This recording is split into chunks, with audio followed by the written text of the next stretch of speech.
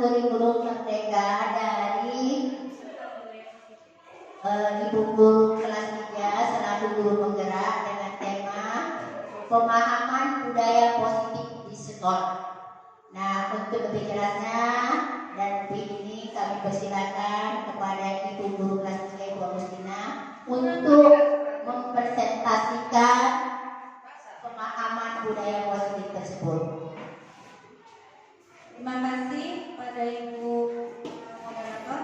Baiklah ibu-ibu semua, Assalamualaikum warahmatullahi wabarakatuh. Waalaikumsalam warahmatullahi wabarakatuh. Salam dan bahagia, selamat datang para ibu-ibu guru hebat di UPTD SDN 016550 Sekamah 2. Baiklah, pada kesempatan yang baik ini saya akan mengadakan sosialisasi pemahaman budaya positif di sekolah. Tugas ini dilakukan sebagai tugas aksi nyata saya pada modul yang kami pelajari, yaitu modul 1.4.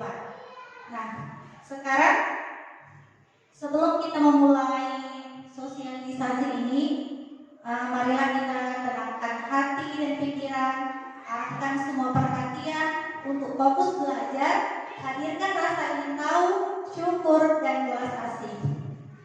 Dan dengan kegiatan ini, saya harapkan kita bisa belajar bersama, berkolaborasi, saling mendukung, demi mewujudkan disiplin positif di lingkungan sekolah kita yang tercinta ini. Baiklah, sebelum kita masuk, saya akan memberi pertanyaan pemantik. Bapak Ibu, setuju atau tidak setuju? Menurut Ibu, hukuman itu dapat mendisiplinkan anak atau tidak? Setuju atau tidak? Setuju. Oke.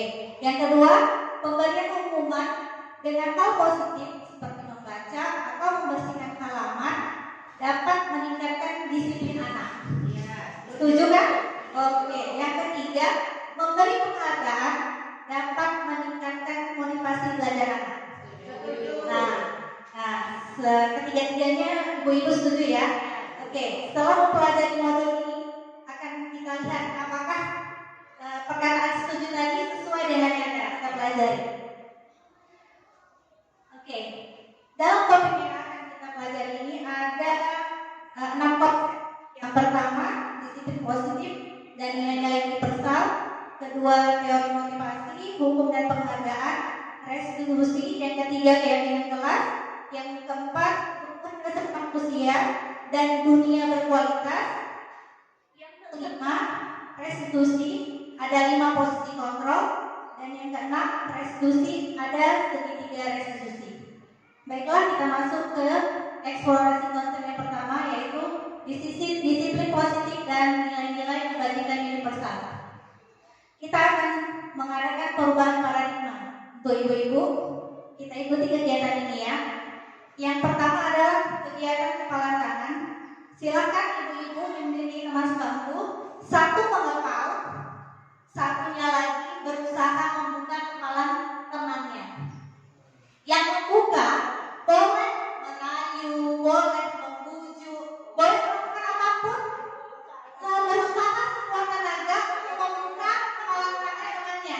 Boleh tidur gini boleh? Hah? Tidur. Jangan pakai kekerasan ya Bu. Pakai rayuan, pakai gertakan boleh. Ibu kan sama Ibu Erna coba. Boleh dirayu. Ya, terserah gimana caranya. Ya. Yang mengepal juga gimana caranya mempertahankan walaupun rayu. Nah, oke. Gimana caranya Ibu? Nah, ya sudah. Sekarang bagaimana? Apa yang terjadi setelah dirayu, dibujuk? Apa yang terjadi? Bagi yang mengepalan tangan. Nah, bagaimana? Ibu terbuka. Bagi berjalan rayuannya Ibu Karina.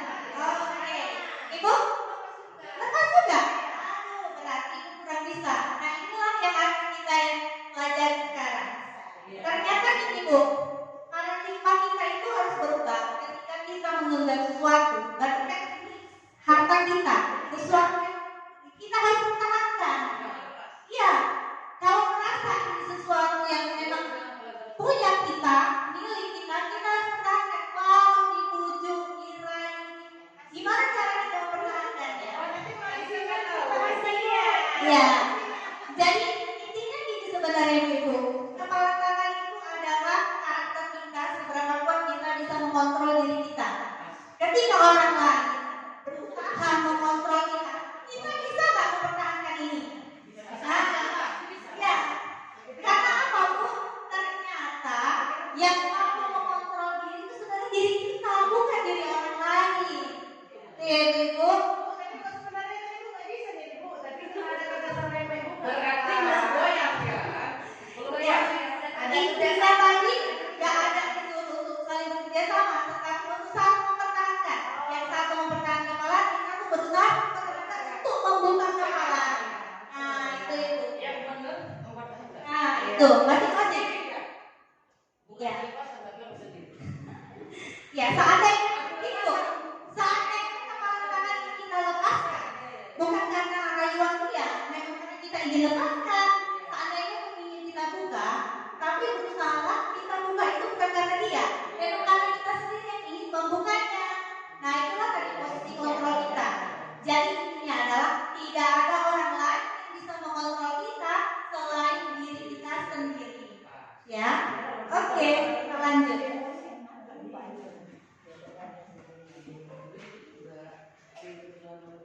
Nah, kaitannya dengan kepala tangan tadi adalah kita mau membuat ilusi dulu kepada anak.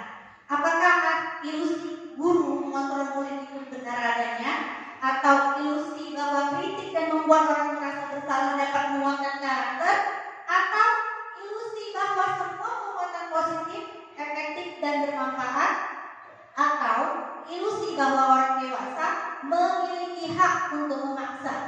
Nah, ini kaitannya dengan murid-murid kita ya Bu.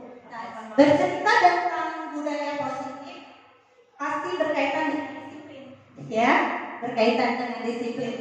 Nah, ini agar kita tahu aja bahwa disiplin itu berasal dari bahasa Latin yang artinya belajar. Yang kedua, maka asal dari kata ini berkonotasi berarti berlawan kata ya Ibu. Nah, dengan disiplin diri murid-murid menurut Sokrates dan Plato. Lalu disiplin diri membuat orang menggali potensinya menuju sebuah tujuan, dan tujuan itu sesuatu yang dia hargai.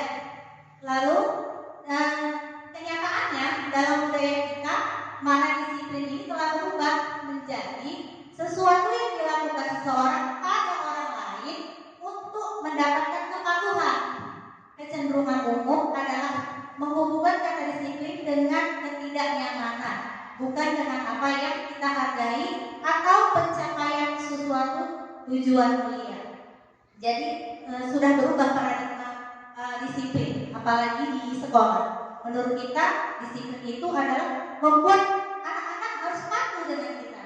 Itu yang terjadi sekarang. Nah, makanya kita buat perubahan. Kita lanjut aja ya Bu ke yang kedua. Yang kedua adalah teori motivasi, hukuman dan penghargaan.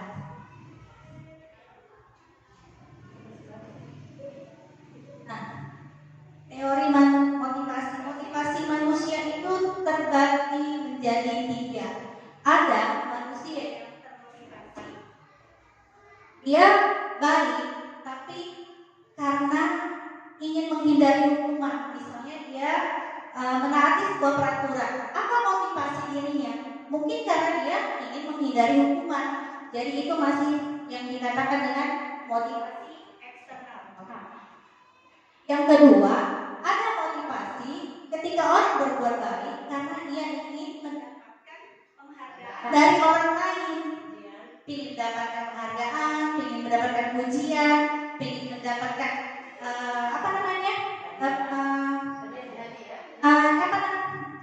hadiah, atau kalau kita bilang cari muka kepada orang juga dikatakan dengan motivasi eksternal. Jadi sebenarnya motivasi intrinsik atau dalam diri kita sendiri itu adalah sebenarnya motivasi yang untuk menghargai diri kita sendiri. Jadi saat kita bersikap disiplin, sebenarnya kita bukan karena orang lain, tapi memang kita menghargai diri kita sendiri. Nah, inilah yang dikatakan dengan motivasi internal. Tanpa embel-embel adanya takut hukuman atau dari orang lain atau penilaian orang lain, Ibu. Nah, sekarang saya tanya dulu.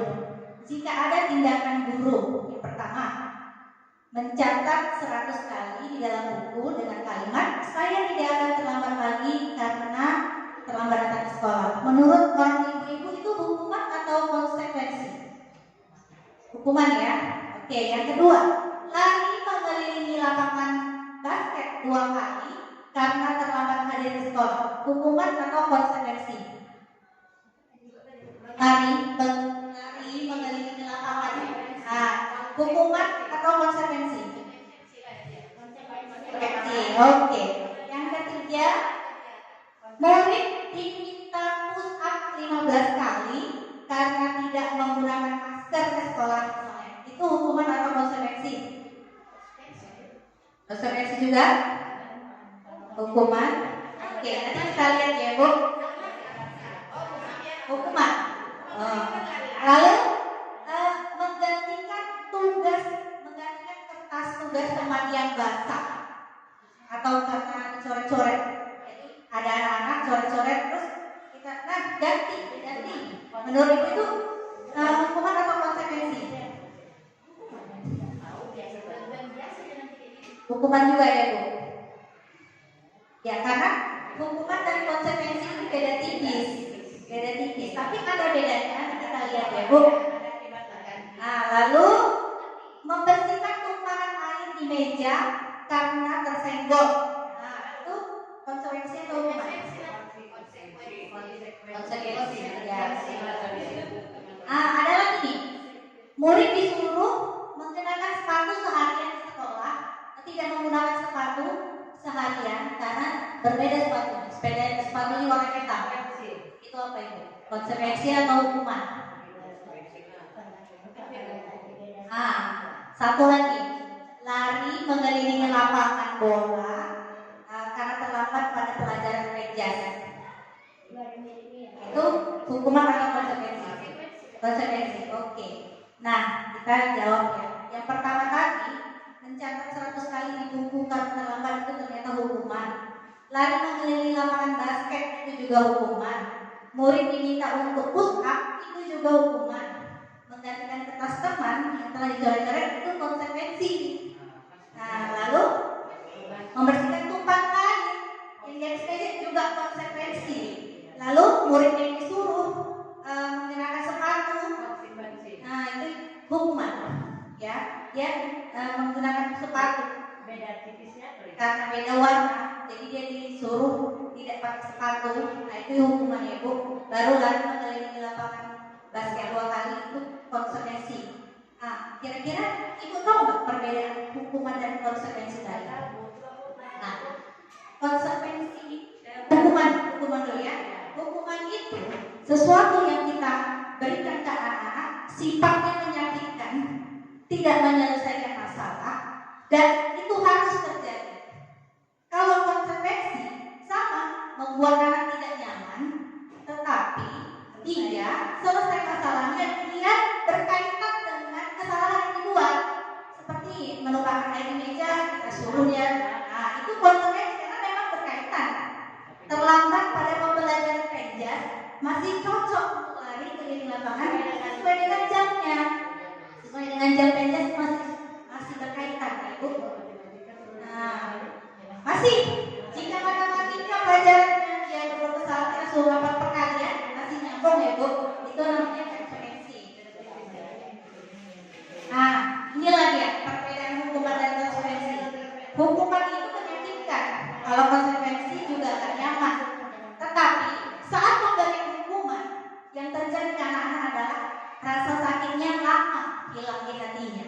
Ketika konsekuensi hanya merasa nggak nyaman di saat itu aja. Dia lebih menyakitkan sampai ke perasaan. Ya. Kadang-kadang kita memberi hukuman nggak cocok. Apa yang dilakukannya, hukuman kita apa itu nggak cocok. Nah, jadi untuk menyelesaikan sebenarnya di antara kedua itu nggak cocok juga kita turunkan anak. Untuk itulah kita memerlukan restitusi. Jadi restitusi itu adalah proses menciptakan kondisi bagi murid untuk memperbaiki kesalahan mereka sehingga mereka bisa kembali pada kelompok mereka dengan karakter yang lebih kuat. Restitusi juga merupakan proses kolaboratif yang mengajarkan murid untuk mencari solusi atas masalah mereka sendiri. Murid diajak untuk berpikir tentang seperti apa yang mereka ingin menjadi tujuan mereka dan bagaimana mereka harus memperlakukan orang lain dengan baik. Nah, ini perbedaannya ya Bu, nanti bisa diberi. Perbedaan hukuman. Hukuman itu sebenarnya budaya mendisiplinkan tapi dengan identitas gagal. Sedangkan konsekuensi dan restitusi dia dengan identitas sukses. Tapi konsekuensi ini ada Bu. Memang dia bagus kita melakukan ini pakai konsekuensi, tapi dia berubah atau menjadi murid itu lebih baik, tapi dalam waktu pendek. Jangka waktunya itu pendek. Ketika kita melakukan restitusi, dia akan berjangka panjang. Jadi ada 9 ciri-ciri restitusi ya, Ibu.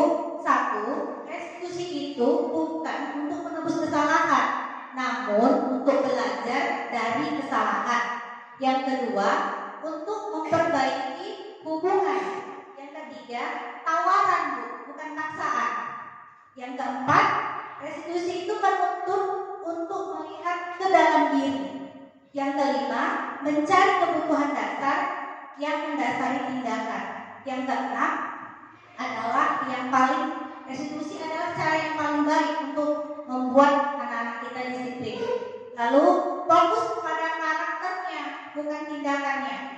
Lalu fokus kepada solusinya. Ketika ada kesalahan, kita fokus pada solusinya, bukan fokus pada hukuman apa yang harus kita beri. Baru yang ke-9 akan mengembalikan murid yang berbuat salah pada kelompoknya. Oke, lanjut ke keyakinan kelas. Nah, ternyata untuk melakukan budaya positif itu kita mulai dulu dari keyakinan kelas. Keyakinan kelas itu dimulai dari kesepakatan kelas. Kita harus dengan anak-anak murid kita, apa kesepakatan yang kita sepakati agar mendapatkan keyakinan kelas. Contoh, seperti tadi, kelas 6 sedang dibariskan gurunya karena dapat hukuman tidak bisa menjaga properti mereka, properti kelas mereka. Seharusnya kita buat dulu kesepakatan apa. Misalnya 1, kita harus menjaga properti kelas kita. Sepakat kan? Sepakat. Mereka sepakat, kita buat. Jadi mereka nanti akan tahu di mana salahnya mereka gitu. Apa kesepakatan yang mereka langgar?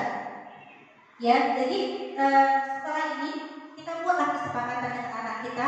Kita coba. Memang nggak bisa sekali 2 kali kesepakatan ini bisa berjalan dengan baik, tapi lama-kelamaan itu akan menjadi hal yang positif. Setelah kesepakatan baru muncul keyakinan kelas. Sama Bu, seperti berkendara harus menggunakan helm. Kenapa harus pakai helm? Coba kalau menurut Ibu. Hanya sekedar peraturan, berarti ketika kita menjaga keselamatan, berarti ada keyakinan di situ Bu. Kalau masih peraturan, kita masih belum menyatakan itu keyakinan. Ini kalau kita pakai helm, pasti karena untuk menjaga keselamatan. Itu keyakinan yang kita yakini. Makanya kita pakai, ya.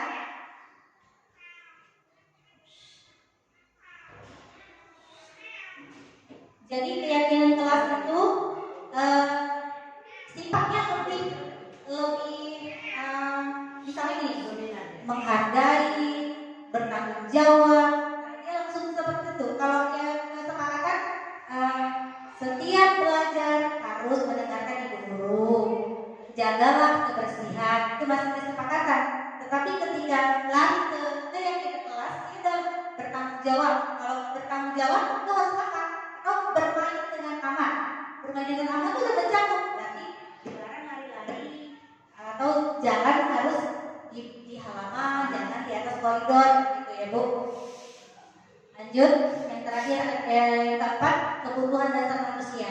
Nah, ternyata ibu-ibu, kenapa anak-anak kita itu perilakunya aneh, susah diatur? Ternyata mungkin, dan itu udah pasti, dia kebutuhan dasarnya tidak tercukupi. Kebutuhan dasar itu ada 5. Jangankan anak-anak, kita sendiri namanya manusia pasti membutuhkan kebutuhan dasar ini. Kebutuhan dasar itu ada 5. Yang pertama adalah bertahan hidup. Yang kedua, butuh kasih sayang. Yang ketiga, butuh kesenangan, kebebasan, dan penguasaan. Mungkin anak-anak kita di kelas perilakunya aneh, bisa saja dia kebutuhan bertahan hidupnya kurang. Dari rumah nggak sarapan, lapar. Di kelas dia belajarnya nggak semangat, ya kan Bu? Itu bisa jadi. Nah, untuk mengatasi itu, gurunya harus siapkan dulu sebelum kita mulai belajar. Kita tanya yang aneh-aneh wajah anak kita itu, yang nggak semangat, apa yang ribut aja butuh apa? Butuh kesenangan. Nanti ya, nah di jam sekian ada cara kita untuk membuat dia lebih tenang.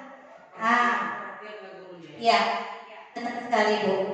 Jangan anak-anak, kita sendiri kalau 5 kebutuhan dasar kita tidak tercukupi, pasti mengubah perilaku kita. Makanya setiap manusia memang membuat dia mencari cara untuk memenuhi kebutuhannya. Ada yang melalui jalan yang negatif, ada yang positif. Apapun ceritanya, dia pasti berusaha untuk memenuhi kebutuhan ini. Nah, ini satu yang lebih penting. 5 posisi kontrol.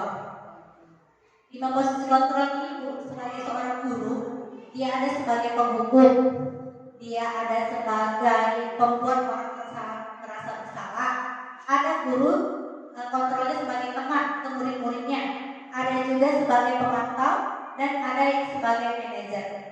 Ketika guru menjadi penghukum, yang kerjanya itu ketika marah muridnya kasih hukuman, ya kan Bu? Lalu ada yang membuat orang merasa bersalah, cakapnya lembut. Kok gitu sih nak? Gak kasihan kok sama ibu, gak kasihan kok sama mamamu. Nah, seperti itu adalah kontrol guru sebagai pembuat merasa bersalah. Tapi jangan salah ya Bu, dengan cakap yang ini sudah dibuktikan, guru sebagai pembuat rasa bersalah bahkan membuat anak itu jatuh mental anak. Terkadang lebih menyakitkan perkataan yang lembut, tapi menjatuhkan mentalnya. Gak kasihan kok sama ayahmu. Ada yang penelitian karena ucapan gurunya di sekolah sampai ke perasaannya, sampai rumah bunuh diri anaknya. Memang gurunya nggak mau yang kasar, nggak ngasih hukuman, tapi kata-katanya menuju jantung anak tersebut. Lalu ada yang sebagai teman guru, ketika anaknya nggak ngerti PR, ya udah, nggak ada solusinya. Atau yang terlambat, ya udah nggak apa-apa, besok jangan lagi ya, hanya sekedar itu, nggak ada solusi. Tapi yang terbaik adalah ketika guru menjadi manajer. Manajer itu anak itu di sini yang harus menyelesaikan masalahnya sendiri. Ketika dia terlambat, ditanya, kenapa terlambat? Apa alasanmu terlambat? Jadi untuk ke depan agar kau tidak terlambat, apa yang harus kau lakukan? Dia sendiri yang menjawab harus apa. Nanti setelah dia tahu apa yang harus dibuatnya, apa yang dilakukannya, ketika besok diulangi lagi, tanya lagi seperti itu. Memang nggak pernah nggak pernah ada waktu yang singkat untuk membuat ini. Tapi lama-kelamaan pasti anak itu akan mengerti tentang sampai sadar sendiri.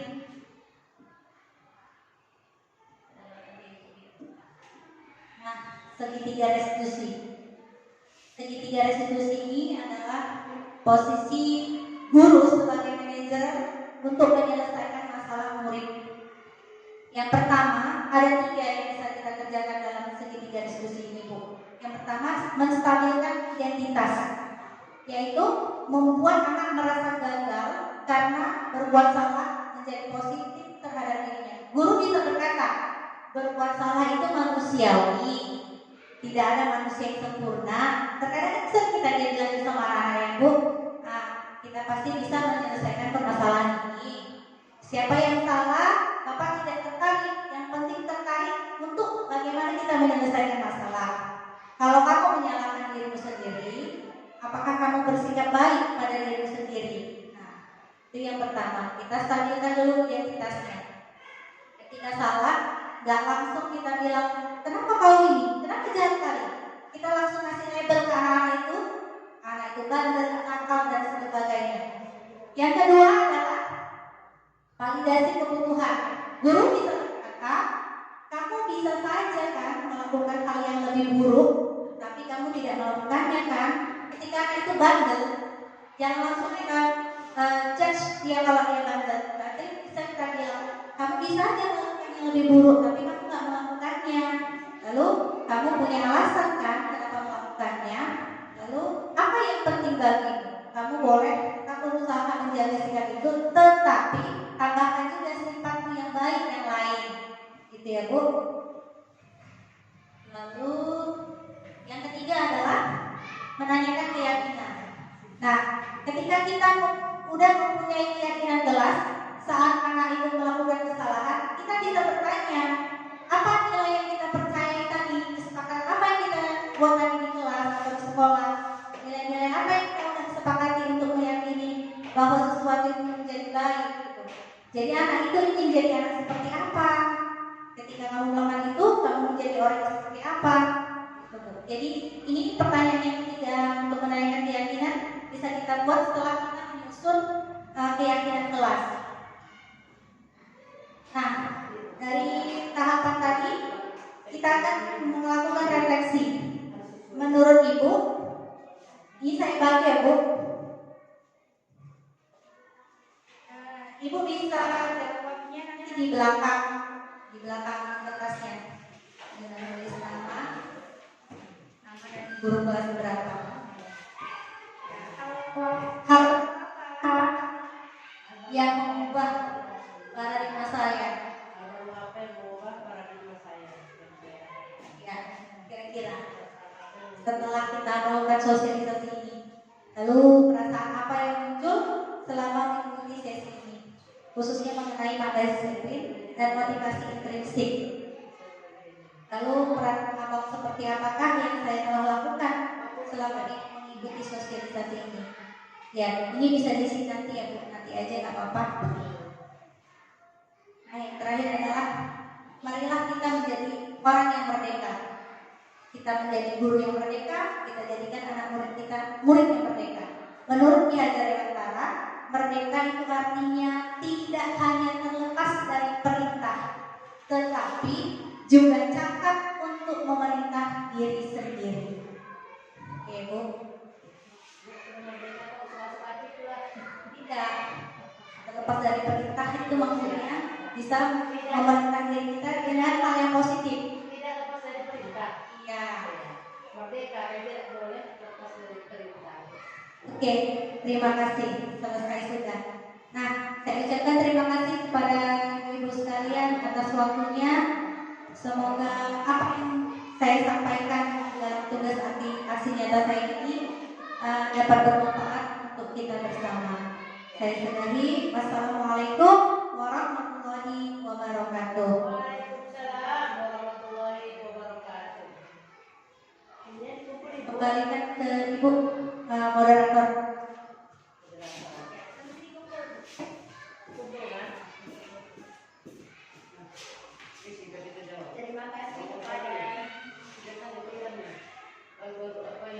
Terima kasih kepada Ibu Anong yang hari ini telah memberikan sedikit motivasi kepada kita. Semoga apa yang disampaikannya nanti bisa kita terapkan dalam pembelajaran kita sehari-hari, di mana nilai positif itu akan muncul apabila kita melakukan konsekuensi atau hukuman itu sesuai dengan anak dan sesuai dengan kebutuhan anaknya. Jadi kalau dia tidak sama, maka hasilnya pun juga tidak sempurna. Itulah mungkin yang hari ini kita dengarkan. Mudah-mudahan kita bisa melaksanakannya di kelas masing-masing melalui segitiga diskusi. Dan Selaku pembawa acara, kali ini saya ucapkan terima kasih dan saya sudah